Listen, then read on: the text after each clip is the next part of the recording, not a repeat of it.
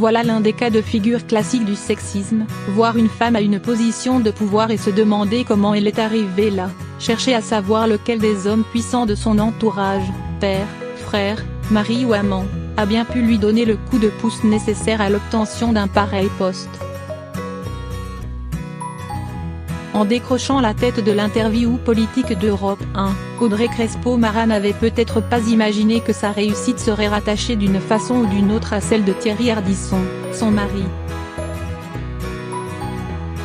Alors, lorsqu'elle s'est vue demander par le Parisien si son époux lui avait donné des tuyaux pour ses émissions, la réponse de la journaliste a été sans appel, non.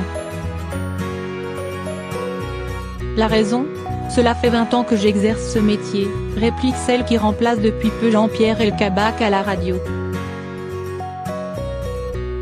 À bon entendeur, si elle appuie sur le fait de ne pas avoir eu à être aiguillée par son mari pour naviguer dans les eaux troubles du journalisme, Audrey Crespo-Mara admet tout de même que le couple discute fréquemment de son métier. On échange beaucoup sur nos émissions. Je l'écoute, il m'écoute, indique-t-elle au Parisien. Il est donc ici davantage question de donnant-donnant que d'échanges à sens unique. Cela n'enlève quoi qu'il en soit rien du tout à l'importance que revêt Thierry Ardisson dans la vie de son épouse. Il m'apporte beaucoup au quotidien, tient-elle à souligner sans pour autant oublier de préciser que malgré ce soutien de poids, l'animateur ne fait ni mes interviews, ni mes fiches. Si les époux évoluent aujourd'hui tous deux dans l'audiovisuel, Audrey Crespo-Mara a plongé dans le journalisme bien avant de croiser la route de l'homme en noir. Déjà très jeune, la native de Meaux avait de la suite dans les idées. Je me suis promis d'exercer une profession qui me passionne.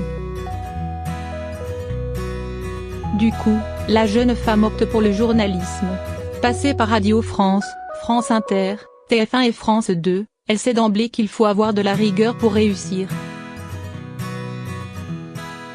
Je viens d'un milieu modeste et j'ai vu mes parents travailler toute leur vie pour nous offrir nos études, confie-t-elle au Parisien.